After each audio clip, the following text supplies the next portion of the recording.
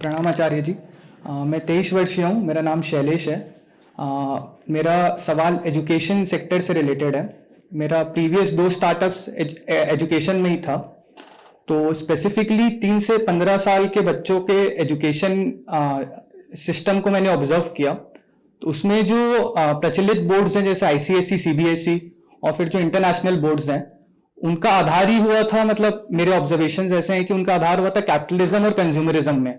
तो उसमें आध्यात्मिक मूल्यों की ज्यादा कुछ गहराई की बात नहीं की जाती है।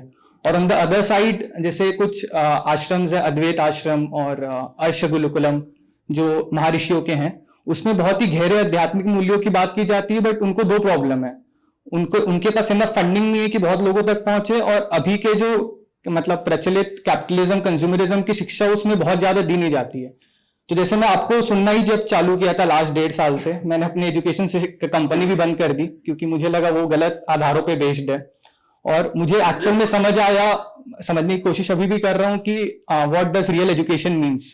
मतलब आप, तो आपसे मैं जानना चाहता हूं कि एक as an entrepreneur, as a bureaucrat, policy maker, as a government, how should one think about opening a school और starting out a new board which is different and which encapsulates both the values of technology and upcoming consumerism capitalism, but has core of Vedantic values and adhyatma within it. दो मूल्यों, हिंदी तो समझते हैं ना, हिंदी मूल्य, दो मूल्यों में संतुलन बैठाने वाली कोई बात नहीं है। ऐसा नहीं है कि जैसे 2 मूल्य हैं, एक आध्यात्मिक एक भौतिक।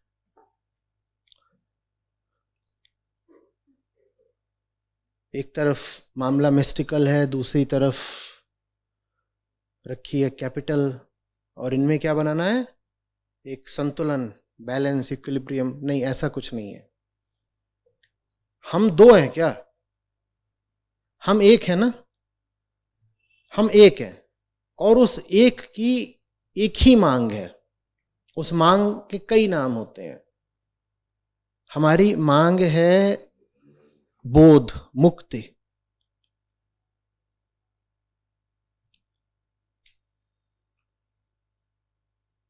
अंडरस्टैंडिंग, फ्रीडम या लिबरेशन। कभी उसको ट्रुथ भी बोल देते हैं, कभी डिसोल्यूशन बोल देते हैं। लेकिन हमारी चेतना एक ऊंचाई पाना चाहती है जहां वो सब समझती हो और वहां बड़ी आनंदित हो। सब समझ गई है, सबसे मुक्त हो गई है, बड़े प्रेम से भरी हुई है और बड़े आनंद में है। वहां हम जाना चाहते हैं। लेकिन पैदा हम ऐसे होते नहीं। पैदा हम कैसे होते हैं? जानवर सरीखे। तो अब शिक्षा की जरूरत पड़ती है। एजुकेशन यहां पर आती है कि बच्चा जिस हालत में पैदा हुआ है उससे उसको उसकी जो वांछनीय हालत है, आखिरी उत्तम डिजायर्ड स्टेट, उसे वहां तक ले जाना है। इसलिए हमें एजुकेशन चाहिए होती है। और इसीलिए किसी भी जानवर को शिक्षा की जरूरत नहीं पड़ती। ट्रेनिंग दे सकते हो, एजुकेशन नहीं दे सकते, क्योंकि जानवरों की चेतना को कहीं पहुंचना नहीं है। उनकी चेतना मांग ही नहीं कर रही कि मुझे मुक्ति मिले या सत्य मिले। मनुष्य अकेला है जिसे शिक्षा चाहिए, और उसे शिक्षा नहीं दोगे तो वो कुछ अर्ध मनुष्य सा रह जाएगा, आधा आदमी आधा जानवर वगैरह वगैरह। तो शिक्षा का उद्देश्य ही है चेतना का लिबरेशन, चेतना की मुक्ति। अब चेतना बंधी कहां होती है अगर हमें मुक्ति चाहिए? हम शिक्षा को समझना चाहते हैं। चेतना बंधी कहां होती है अगर हम मुक्ति की बात कर रहे हैं? चेतना बंधी होती है 2 तलों पर, एक स्वयं से, एक संसार से। वो अपने विषय में अज्ञानी होती है और संसार के विषय में अज्ञानी होती है। इन दोनों में से अपने विषय में जो अज्ञान है वो पहले आता है, क्योंकि अपना ही नहीं पता तो दुनिया को देखोगे, दुनिया क्या पता चलेगा। आंखें ही खराब हैं तो तुम जिस भी चीज को देखोगे क्या तुम्हें उसका आकार प्रकार स्वरूप भली भांति पता चल जाएगा? तो ये दो तरह के अज्ञान होते हैं जो चेतना को पकड़े होते हैं, बंधन में रखते हैं। और इन दोनों अज्ञानों में भी जो मूल है वो आंतरिक है, अंदर वाला, लेकिन इन्हें हम दो मानेंगे। तो हमें जो शिक्षा चाहिए वो इस दृष्टि से चाहिए कि हमें दुनिया का भी तथ्य पता चले और दुनिया को देखने वाले का भी। और ये दो अलग अलग विषय ना हो, क्योंकि जब आप दुनिया को देख रहे हो और सिर्फ दुनिया की बात करते जा रहे हो तो आप दुनिया को भी नहीं समझ पाओगे। और जब आप अपनी बात कर रहे हो तो दुनिया की बात तो करनी ही पड़ेगी ना। आप बोलते हो उदाहरण के लिए मैं व्यापारी, अब व्यापार तो दुनिया में ही होता है। आप बोलते हो मैं पिता, मैं माता, मैं शिक्षक, मैं अच्छा, मैं बुरा, मैं स्त्री, मैं पुरुष, ये सब तो भौतिक बातें ही है ना। तो अपनी बात तभी हो सकती है सही से जब दुनिया की बात हो। और दुनिया को अगर कहा कि समझ गया बिना खुद को जाने तो बड़ी भूल में पड़ जाओगे। तो हमें शिक्षा ऐसी चाहिए जिसमें जब आप साइंस भी पढ़ा रहे हो तो पहले ये स्पष्ट हो कि जो जानना चाहते हो वो क्यों जानना चाहते हो। क्यों जानना चाहते हो, आज के पहले सवाल में मैंने कहा था कि कौन जानना चाहता है और क्यों जानना चाहते हो ये बिल्कुल अगल बगल की बातें हैं। कौन जानना चाहते हो ये सवाल जरा तिलिस्मी हो जाता है, इसमें हम भटक जाते हैं। क्यों कौन जानना चाहता है इसमें, तो इससे बेहतर मैंने कहा था कि ये पूछ लो कि क्यों जानना चाहते हो या क्यों सुनना चाहते हो, क्यों करना चाहते हो। तो अगर एक इलेक्ट्रोस्टैटिक्स का भी चैप्टर शुरू हो रहा है तो पहले 2 पन्ने में बात होगी कि ये जो चीज है इसमें हमारी रुचि क्यों हो। न्यूक्लियर साइंस में आप प्रवेश नहीं कर सकते बिना इसकी चर्चा करें कि ये करना ही क्यों है। और ये झूठ तो हम बोले ही नहीं कि देखिए साहब ज्ञान तो उद्देश्यहीन होता है या विज्ञान उद्देश्यहीन होता है, टेक्नोलॉजी का उद्देश्य हो सकता है, साइंस का नहीं होता। नहीं, ऐसा नहीं है। टेक्नोलॉजी का तो उद्देश्य होता ही होता है। इस भूल में मत रह जाइएगा कि साइंस का नहीं होता, साइंस का भी पर्पस होता है। अगर आपको नाभिक न्यूक्लियस से कोई फायदा होने की उम्मीद बिल्कुल ना हो तो न्यूक्लियर साइंस कभी शुरू ही नहीं होगी। बहुत सारे वैज्ञानिक इस बात पे आपत्ति करेंगे, नहीं नहीं ऐसा नहीं है, हम तो बस जानना चाहते थे कि एटम के गर्भ में क्या रखा होता है तो हमने इसलिए न्यूक्लियस को स्टडी किया। झूठ। आपको बिल्कुल सुनिश्चित होता कि आप जो कुछ कर रहे हो उसका कभी किसी को फायदा नहीं होगा, खास तौर पर आपको फायदा नहीं होगा, तो आप कभी इस तरह की किसी खोज में पड़ते ही नहीं। आदमी का चित्त ऐसा है कि वो बिना मुनाफे, बिना स्वार्थ के किसी दिशा में बढ़ ही नहीं सकता। और ये बात आपको साइंस में हर चैप्टर से पहले लिखनी होगी। नहीं लिखोगे तो हिरोशिमा नागासाकी होगा। आप कहोगे अरे हम तो बस न्यूक्लियर पावर जनरेट करना चाहते हैं, फिर उसमें कहीं ये भी बात करी है कि देखो न्यूक्लियर वेस्ट भी होता है, उसका डिस्पोजल भी करना होता है, लेकिन हम डिस्पोजल नहीं करते क्योंकि हमें तो बस मतलब है कि अभी की सुविधा हो जाए, लाइट वाइट बढ़िया आ जाए, पावर जनरेट हो जाए। क्यों? क्योंकि ईगो ऐसी ही होती है। तो जहां कहीं भी कोई सो कॉल्ड ऑब्जेक्टिव बात हो रही हो, चाहे विज्ञान में, चाहे भूगोल में, चाहे समाजशास्त्र में, वहां सब्जेक्टिविटी को लाना जरूरी है। वहां पर जो उसका सब्जेक्टिव एलिमेंट है जिसमें आपकी ईगो, आपका अहंकार शामिल है, वो लिख के बताइए बच्चे को, ईमानदारी रखिए थोड़ी, और तभी बच्चे की भी रुचि जगेगी। आप उसको बता रहे हो स्टैलेक्टाइट्स, स्टैलेग्माइट्स क्या होते हैं, ज्योग्राफी में वो कह रहा है मुझे करना क्या है। आप उसको बता क्यों नहीं रहे हैं कि इन्हीं में से एक का इतना महत्व हो गया कि हिंदुओं ने उसे एक बड़ा ऊंचा प्रतीक मानकर पूजना शुरू कर दिया। मैं किसकी बात कर रहा हूं?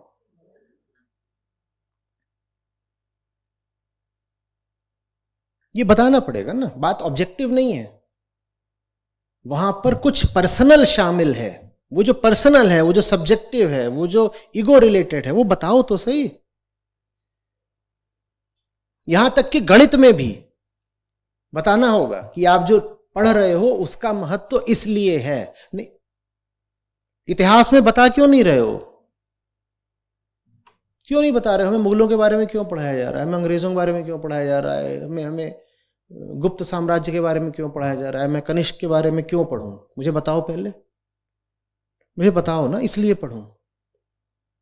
बताने में लेकिन फिर बड़ी गड़बड़ हो जाएगी, क्योंकि कई बार जो हम पाठ्यक्रम निर्धारित करते हैं वो हमें ही नहीं पता होता कि क्यों बता रहे हैं, या उस पाठ्यक्रम में ही कई बार बड़ी मिसचिफ छुपी होती है। अगर साफ साफ बताने लग गए कि ये चैप्टर डाला ही क्यों गया है इतिहास में, इतिहास की किताब में फलाना चैप्टर फलाना अध्याय मौजूद क्यों है, तो आपकी ही पोल खुल जाएगी। लेकिन हम कहते हैं देखिए इतिहास तो ऑब्जेक्टिव चीज है, विज्ञान, गणित, भूगोल ये सब ऑब्जेक्टिव है। कुछ ऑब्जेक्टिव नहीं है। आप पॉलिटी पढ़ा रहे हो, आप संविधान और संविधान की जो उद्देशिका है, प्रियम्बल, उसको ऐसे पढ़ा देते हो कि जैसे ये तो पत्थर की लकीर हो ना। मुझे बताओ तो सही, रिपब्लिक होनी क्यों जरूरी है? आपने तो कह दिया secular socialist democratic Republic. Secularism माने क्या, मैं समझना चाहता हूं। बताओ ना क्या सोशलिज्म, क्या? मैं चेतना हूं, वहां से शुरू करो। मैं एक चेतना हूं, मुझे लिबरेशन चाहिए। अब मुझे बताओ सोशलिज्म क्यों जरूरी है? और अगर तुम बता पाओगे तो मान लूंगा, नहीं तो ये सब बेकार की बातें मत करो। ऐसे ही सामने बस रख दिया, लो रट लो ये, we the people of India on this day give to ourselves this constitution. क्या है ये, मजाक? रिपब्लिक क्यों होना है मुझे? मैं समझना चाहता हूं कि मैं एक अतृप्त चेतना हूं, उसकी मुक्ति में जनतंत्र कैसे सहायक होता है, मुझे बताओ। बताओ ना।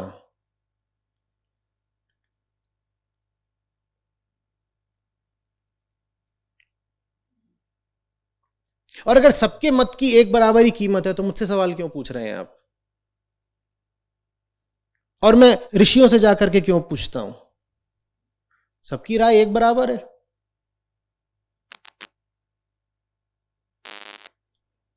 मेरी चेतना के उत्थान में मुझे समझाओ जनतंत्र कैसे उपयोगी है।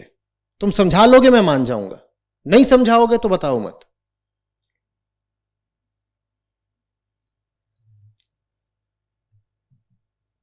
कुछ समझ में आ रही है बात? और जब आप अहंकार की बात करें, जब भीतरी शास्त्र पढ़ाना हो, तब तो बिल्कुल प्रकट ही है कि आपको बहुत सारी बाहरी बातें पता होनी चाहिए। अगर आपको यही नहीं पता कि किन किन तरीकों से आपको रिझाया जाता है संसार में, तो आप बच कैसे जाएंगे? तो अहंकार को जानने के लिए तो संसार को जानना जरूरी है ही। जो आपको आध्यात्मिक ज्ञान दे रहे होते हैं वो कम गलती करते हैं, क्योंकि वो सांसारिक बातें भी आपको कुछ तो बताते ही हैं। उनकी बोलचाल, उनकी भाषा में सांसारिक उदाहरण आएंगे, अनिवार्य है। मैं आपसे बात कर रहा हूं, मैं कभी इसका उदाहरण लेता हूं, कभी कैमरे का उदाहरण, कभी कुछ भी। तो इनका अगर हमें कुछ पता नहीं होगा तो हम आध्यात्मिक चर्चा भी नहीं कर सकते ना, क्योंकि उदाहरण ही नहीं ले पाएंगे, कुछ समझ में ही नहीं आएगा। अभी मैंने वो बोलेरो का एक उदाहरण लिया, तमाम तरीके के उदाहरण आते हैं, सब सांसारिक। तो आध्यात्मिक शिक्षा में तो फिर भी ये विनम्रता होती है कि वो सांसारिक पहलू को भी साथ ले लेती है, देख लेती है। लेकिन जब हमको भौतिक शिक्षा दी जाती है तो उसमें इतनी उद्दंडता होती है, इतना अभिमान, कि वो अपने आप को ऑब्जेक्टिव ट्रुथ डिक्लेयर कर देती है। वो जो सब्जेक्टिव सीयर है उसकी बात ही नहीं करना चाहती।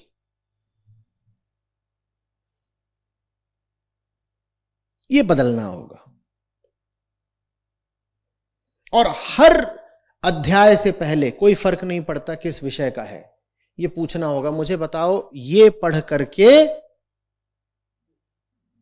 मेरी चेतना कैसे निर्भर होगी। नहीं तो पढ़ा मत देना। जो शिक्षक ये नहीं बता पा रहा है कि इस अध्याय का मेरे जीवन से क्या संबंध है, वो शिक्षक शिक्षा लायक नहीं है।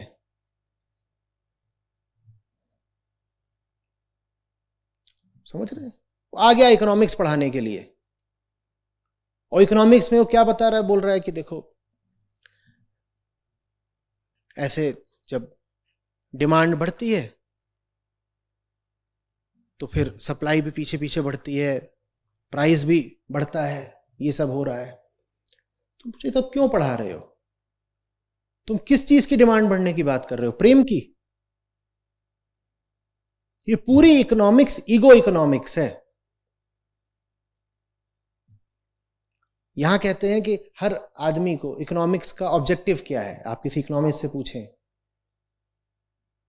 तो वो कहेगा कि well being so that you can have more leisure time. ये कहां से आ गई परिभाषा चेतना की, वेल बीइंग की? वो कहते हैं कि इकोनॉमिक वेलफेयर का मतलब होता है मोर प्रोडक्शन एंड मोर कंजम्पशन। हम बहस करना चाहते हैं, हम बहस करना चाहते हैं, बाद में पढ़ेंगे इकोनॉमिक्स। पहले बताओ कि तुमने अपने लिए जो ऑब्जेक्टिव ही सेट करा है वो बिल्कुल गलत है। ये ईगो इकोनॉमिक्स है, ये लिबरेशन इकोनॉमिक्स नहीं है। तुम्हारी इकोनॉमिक्स हमको बता रही है और माल पैदा करो, और चीजें पैदा करो, और चीजें भोगो, consume consume, produce produce, consume produce.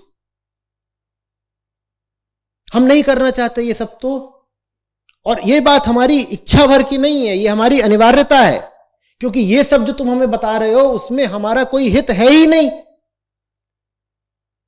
अगर 6 महीने का कोर्स है इकोनॉमिक्स का तो पहले 3 महीने तो हमें इस पर बहस चाहिए। ये कौन सी इकोनॉमिक्स है? अर्थशास्त्र। हम अपना अर्थ जानते भी हैं। अर्थ माने जहां हमारा हित है, अर्थ माने जहां तुम्हारा हित है। हम अपना हित जानते भी हैं। अगर हम अपना हित नहीं जानते तो हम इकोनॉमिक्स कैसे जानते हैं? ये जो इकोनॉमिक्स है हमें बस ये बता रही है कि ज्यादा फिजिकल कंजम्पशन कैसे कर सकते हो तुम। बात ही मूर्खता की है।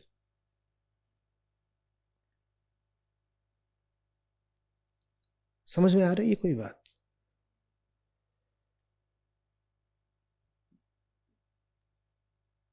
क्यों? क्योंकि उसमें आई कहीं आता नहीं।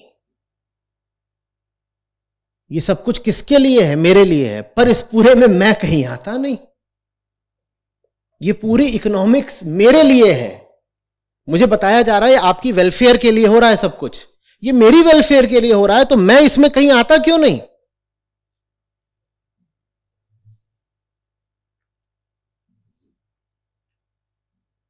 किसी, यहां कितने लोगों ने इकोनॉमिक्स पढ़ी है? किसी चैप्टर में कहीं पर लिखा हुआ था इफेक्ट ऑन द सेल्फ? कहीं लिखा हुआ था? लेकिन वो जो पूरी इकोनॉमिक्स है तो मेरे लिए, और उसका मुझ पे असर क्या पड़ रहा है वो बताया नहीं जा रहा। Factors of production, labour, supply, demand, ये मॉडल, वो मॉडल। बाबा कीन्स ने कभी भी ईगो की बात करी थी?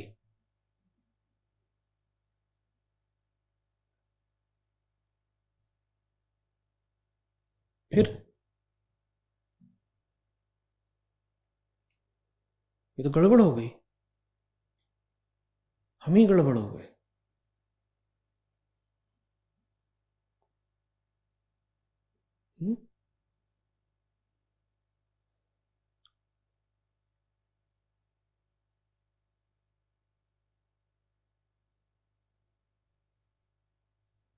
मेडिकल साइंस में भी यही है। समाज में नालायकी फैलाने में डॉक्टरों का कम योगदान नहीं है। उनको बता दिया गया है कि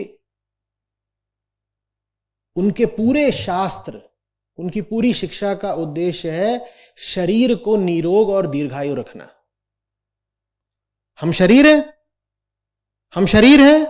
अगर हम शरीर नहीं है तो चेतना की बात कौन करेगा? हाँ, ये बात बिल्कुल ठीक है कि शरीर अगर निरोग रहे तो उसका एक अनुकूल असर चेतना पर भी पड़ता है, माना। लेकिन अगर आप शरीर को ही निरोग रखने के लिए हमें ऐसी बातें बताओ जो चेतना को खराब करती हो, तब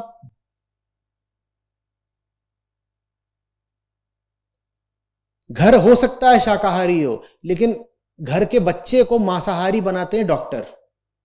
अरे अरे अरे अरे, आपका नुन्नू तो 60 ग्राम अंडरवेट है, इसको चिकन सूप पिलाओ। अब पंडितों का खानदान नहीं, जैनों का, लेकिन नुन्नू से बड़ा मोह। और डॉक्टर साहब अपने पूरे रुतबे, पूरी अथॉरिटी के साथ बोल रहे हैं, अगर आप एक अच्छी मां हैं तो अपने हाथों से मुर्गी गर्दन मरोड़ के नुन्नू के गले में ठूस दो।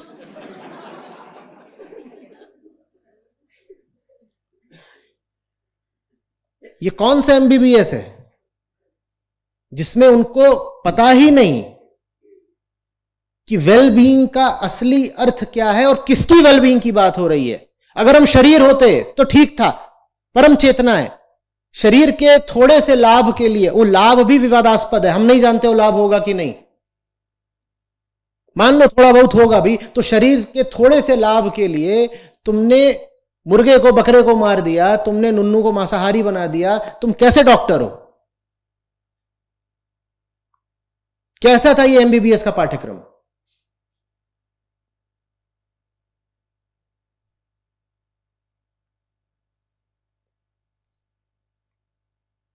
मैं डॉक्टरों की सलाह पे चल रहा होता तो आपके सामने नहीं बैठा होता। मैं जाना नहीं चाहता उनके सामने। कोविड ने धकेल दिया उनकी तरफ, और तब भी जाकर के पछता रहा हूं, पता नहीं क्या दे दिया, मैं बज रहा हूं अभी तक अंदर से।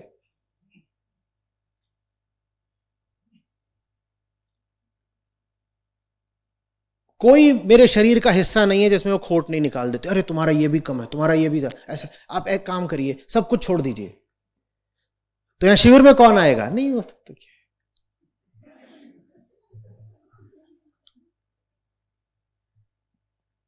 उनकी मानूं तो 10 बजे सो जाऊं, 6 बजे उठ जाऊं, काम कौन करेगा फिर? और दम कुछ नहीं इन डॉक्टरों में। अभी पहलवानी करा तो सबको पटक के मारो, फिर निकल आएगी एमबीबीएस।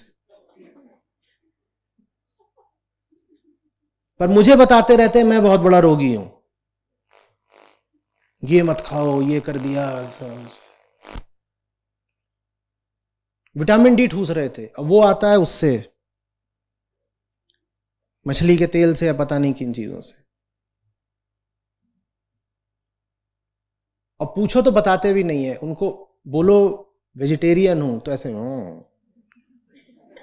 और वीगन बोल दो तो फिर तो अपराध कर दिया। और तथ्य यह है कि विटामिन डी का सप्लीमेंट भी प्लांट बेस्ड उपलब्ध होता है, सब कुछ होता है। आपको शायद पता ना हो, लेकिन विटामिन B12 तक प्लांट बेस्ड उपलब्ध होता है। प्लांट बेस्ड, फैक्ट्री मेड, किसी जानवर को कोई क्षति नहीं। यहां संस्था के लोग जाते हैं वहां पे, अरे तुम मिल्क प्रोडक्ट्स नहीं लेते, तुम्हारी नर्व डैमेज हो जाएगी, तुम्हारा B12 कम हो जाएगा। नर्व डैमेज तुम्हारी हुई है, पागलों ऐसी बातें कर रहे हो।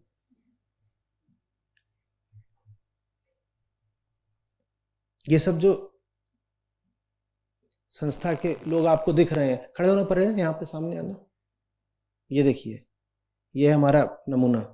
ये आपको सामने आओ, बीचों बीच। ये आपको किस कोण से बीमार लग रहा है? हट्टा कट्टा गबरू नौजवान,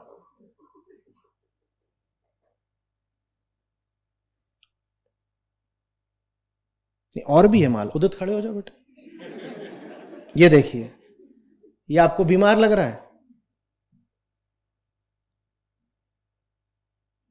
कौन सी एमबीबीएस है? कौन सी शिक्षा है? देह केंद्रित शिक्षा, देह चमकाओ पैसा बनाओ, देह चमकाओ पैसा बनाओ।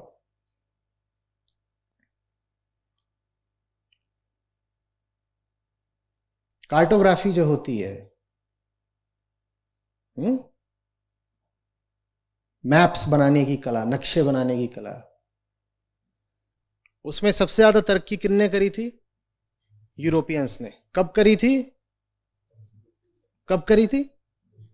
हाँ, क्यों करी थी?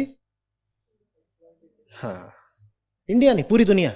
इंडिया का तो उन्हें शुरू में पता ही नहीं था। अगर आपको यह नहीं पता है कि आप जो ज्ञान इकट्ठा कर रहे हो किस लिए कर रहे हो, तो ज्ञान बहुत भारी पड़ेगा। हमेशा पूछो चाहिए क्या, ये क्यों मैं नक्शा बना रहा हूं।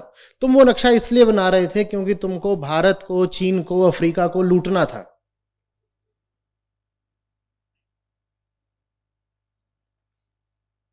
तुम्हारा इंडस्ट्रियल रिवॉल्यूशन हुआ, तुम्हारी प्रोडक्शन कैपेसिटी बढ़ गई क्योंकि तुम्हारे पास अब स्टीम आ गई थी, तुम बहुत आउटपुट निकाल सकते थे। तो अब तुम्हें क्या चाहिए? इनपुट चाहिए, रॉ मटेरियल चाहिए। उस रॉ मटेरियल तुमने क्या किया? तुमने कॉलोनीज बनाई। उन कॉलोनीज में तुमने जबरदस्ती अपने रॉ मटेरियल की खेती करवाई।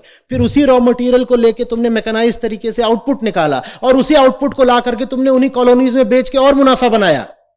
ये तुम्हारी साइंस है, ये तुम्हारी प्रोग्रेस है। क्योंकि तुमने कभी पूछा ही नहीं कि ये साइंस मुझे चाहिए क्यों, इरादा क्या है। ये सवाल कौन पूछेगा? नेवल टेक्नोलॉजी में बहुत तरक्की की। क्योंकि इधर उधर जाकर के सबको लूटना था, तो बड़े बड़े जहाज बनाए, भारत के पास नहीं थे। स्पेनिश अर्माडा का नाम सुना है? वो किस लिए बना था? शांति के पुष्प बरसाने के लिए। वो क्यों बना था?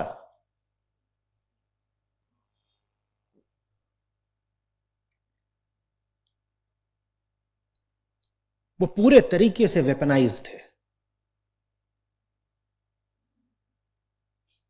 आपको पता है, इनोवेशन में, साइंस में, टेक्नोलॉजी में पिछली शताब्दी में सबसे ज्यादा प्रगति किस काल में हुई है? विश्व युद्धों के दौरान। यह है विज्ञान।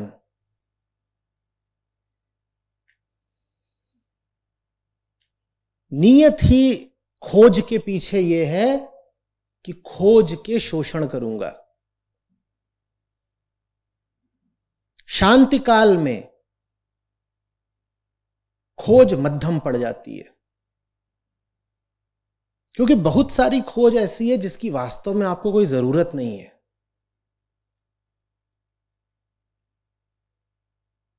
आप उसके बिना भी चैन से हो। बाकी ऐशो आराम का तो कोई अंत नहीं हो सकता। लेकिन अगर आप चेतना हो, तो आपकी चेतना उस तरह की खोज के बिना भी बहुत चैन से है।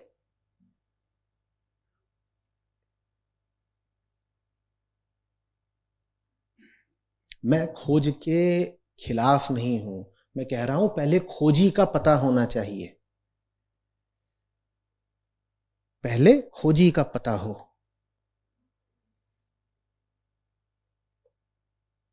जिस रॉकेट से सैटेलाइट ऑर्बिट में रखा जाता है, वही रॉकेट बनता है इंटरकॉन्टिनेंटल बैलिस्टिक मिसाइल भी। जो रॉकेट जाकर के ऊपर स्थापित कर देता है सैटेलाइट को। पहले मैं पूछूंगा, ये सब जो हम पढ़ रहे हैं क्यों पढ़ रहे हैं? ये जो एक्सपेरिमेंट्स चल रहे हैं क्यों चल रहे हैं?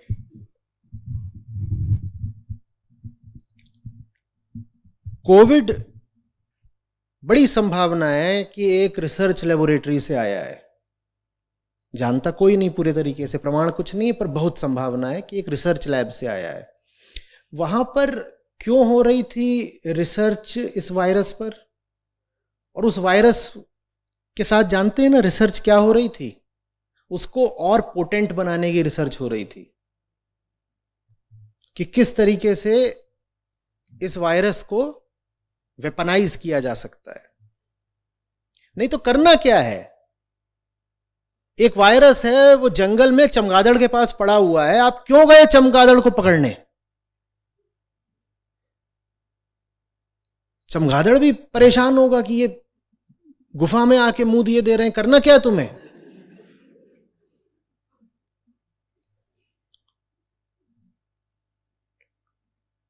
यही है कहानी।